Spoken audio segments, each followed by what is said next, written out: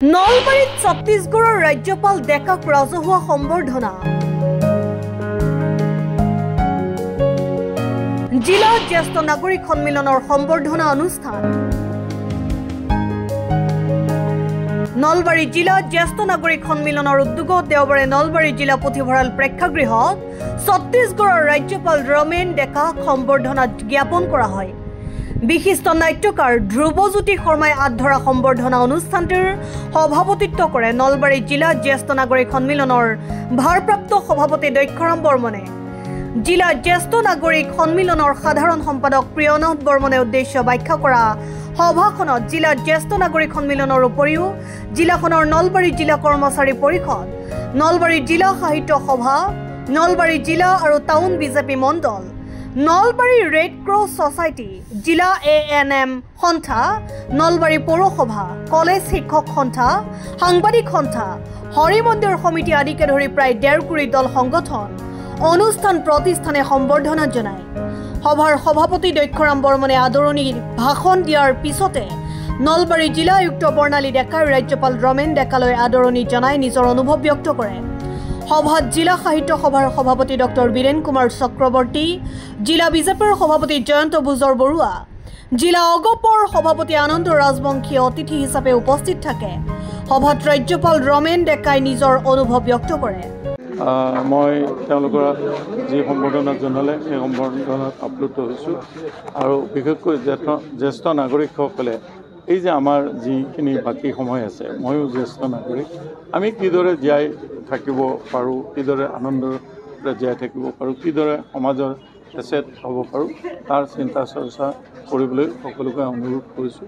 আৰু ৰিটায়াৰমেণ্ট হ'লেই যে জীৱনটো শেষ হৈ নাযায় সেই কথাটো মই তেওঁলোকক কৈছোঁ। আমি সকলোৱে মিলি সুন্দৰ সমাজ গঠন কৰিব লাগিব আৰু জ্যেষ্ঠ নাগৰিকসকলৰ তাত এটা ইম্পৰ্টেণ্ট ৰোল আছে। ৰঘুনাথ চৌধুৰীদেৱৰ এটা মূৰ্তি মই প্ৰতিষ্ঠা কৰাৰ কাৰণে ইয়াত চেষ্টা কৰিছিলোঁ, কিন্তু সেই সময়ত MP LED কৰিব পৰা নাছিলে। মই এতিয়া ছত্তীশগড় ৰাজভৱনৰ পৰা এইটো কৰিব দিছোঁ। এইটো বীৰকুচি প্ৰতিষ্ঠা। ছত্তীশগড় গভৰ্ণৰৰ ৰোলটো কম থাকে। ছত্তীশগড়ত মই শংকৰদেৱৰ আসন কৰাৰ কথা কৈছিলোঁ। মহেন্দ্ৰ মোহন চৌধুৰী ডাঙৰীয়াই এইটো পাঞ্জাৱ বিশ্ববিদ্যালয়ত 1974 চনত কৰিছিলে। এতিয়া আমাৰ আগষ্টত এইটো মুকলি হৈ যাব। তাৰ কাৰণে বাজেট অলৰেডি ঠিক কৰা হৈছে। এইটো আগষ্টত ছেশ্যন যেতিয়া হ'ব এইটো মুকলি কৰা হ'ব। প্ৰথমতে আমাৰ মিডিয়া চেলক মই ধন্যবাদ জ্ঞাপন কৰিছোঁ যে আজিৰ এই অনুষ্ঠানটোলৈ আপোনালোকে আহি আমাক যি ধৰণে সহায় কৰিলে তাৰ কাৰণে আমি সঁচাকৈ আনন্দিত হৈছোঁ। আচলতে এই অনুষ্ঠানটো কৰাৰ কাৰণে আমি আজি কিছুদিনৰ পৰা এটা মনস্থ কৰি আছিলোঁ আৰু তেখেতৰ আমাৰ ৰাজ্যপালৰ আমি হেৰিটো পোৱাৰ লগে লগে আমি আজিৰ এই দিনটো আমি নিৰ্ধাৰণ কৰি আমি কৰিলোঁ।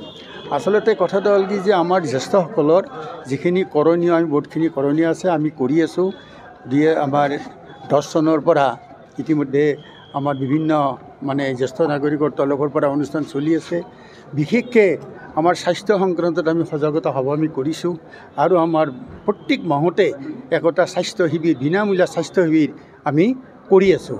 ইয়াত বাহিৰেও অন্য ধৰণৰো আমি বিশেষ ধৰণে সজাগতা সভা কৰি বৰ্তমান আমাৰ সমাজত যিবিলাক অসামাজিক কাম চলি আছে এইবিলাকৰ পৰা যাতে আমি পৰিত্ৰাণ পাব পাৰোঁ তাৰ কাৰণে আমি ৰাইজৰ মাজত গৈ আমি আলোচনাবিলাক কৰি আছোঁ।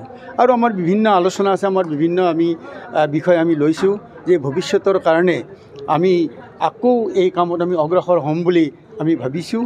চাওঁ ভগৱানে আমাক কিমানখিনি কৰে আৰু ইয়াৰ কাৰণে আপোনালোকৰো আমাৰ সহায় লাগিব।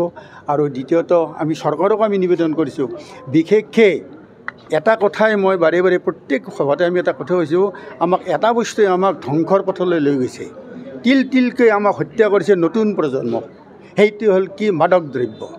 এই মাদক দ্ৰব্যটো যদি আমাৰ অসমৰ পৰা আইন প্ৰণয়ন কৰি হ'লেও যদি আমি ইয়াৰ পৰা যদি কৰিব নোৱাৰোঁ তেনেহ'লে ভৱিষ্যত আমি অসমখনক আমি সুন্দৰ অসম গঢ়াৰ কাৰণে আমি যিমানেই নকওঁ কিয় আমি তাত কিন্তু ফলৱৎ হ'ব নোৱাৰিম।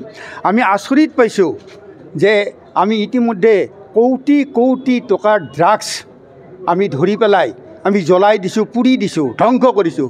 কিন্তু আমি কি কৰিছোঁ? আমি এতিয়া নতুনকৈ আগে টাউন চহৰত আছিলে, এতিয়া গাঁৱে চুকে মদৰ লাইচেঞ্চ দি মদৰ দোকান বহি আমাৰ গোটেই নতুন প্ৰজন্মটোক আমি ধ্বংস কৰি পেলালে। গতিকে আমি চৰকাৰলৈ সানুনে অনুৰোধ জনাওঁ আজিৰ আপোনালোকৰ মিডিয়াৰ জৰিয়তে যে অন্ততঃ যদি অসমখন যদি সংৰক্ষণ কৰিব বিচাৰিছে, অসমখন যদি ভালদৰে যদি আমাৰ পৰিচালনা কৰিব বিচাৰিছে, চৰকাৰে আমাৰ এইটো নিবেদন অতি সোনকালে আমাৰ অসমৰ পৰা যাতে এই মদ যাতে এইটো নিষিদ্ধ হৈ যায় তাৰ কাৰণে চৰকাৰক অনুৰোধ জনাই মই news desk report Assam time.